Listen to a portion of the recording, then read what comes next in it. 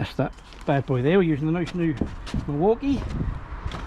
Let's have a look. We'll get him in there somewhere.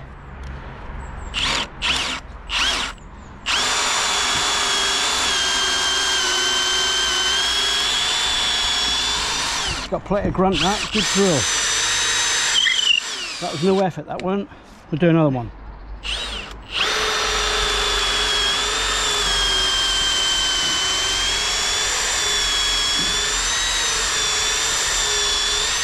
Superb.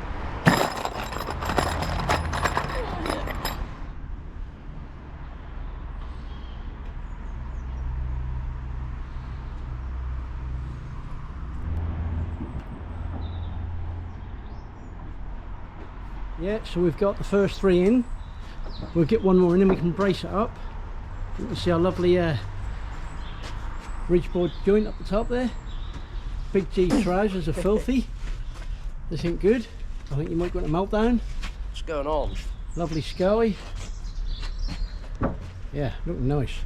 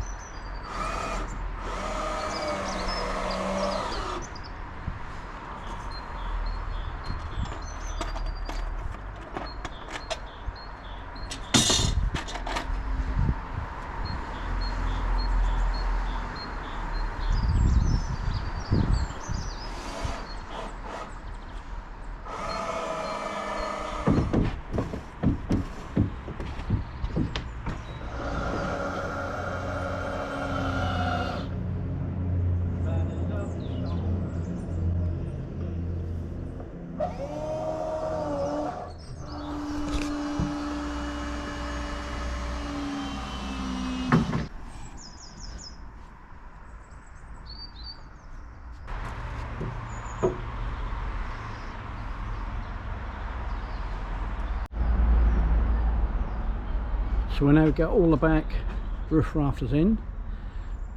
Next stage we get the ones in the front, and then we can get the straps on, noggins in, and we can think we're building some gables. Looking good. Weather's been okay to us after a rough patch. Can't complain. Nice to see the wood heap disappearing. You know you're getting some of then. Getting through it now, there won't be a lot left. Yeah, that's good.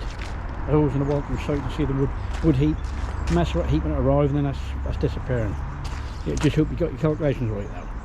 Okay, so we've cut a bird's mouth, and we've cut a plumb cut, and in the book that tells us we're ready to rock and roll.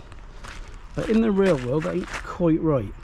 So when we work on a building where there's a wall plate embedded on, I'll show you the problems we get. If we were to lift that rafter up there and try and fit it, that won't work, because you see this joint here and this brick that's in the way.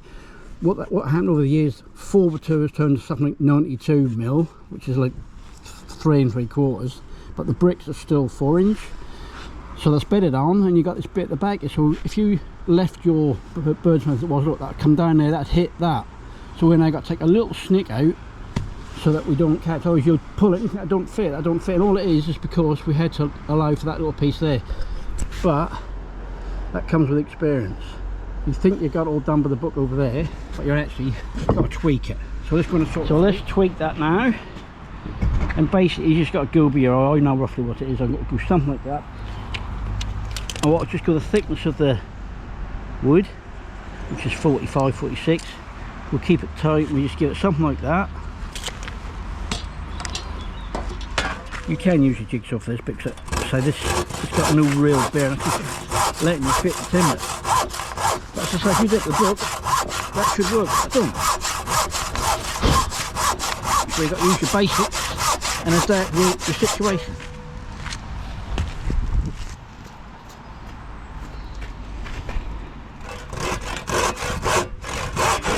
I've got that loads of times. You put it up there and you think, why won't it work, why won't it work? And you ain't done nothing wrong. That's just how the trade is now. So we've got actual sit on the wall plate, and that's the bit where the camper and the brickwork sits. That won't be in our way now. Okay, we'll get that one up next and have a look.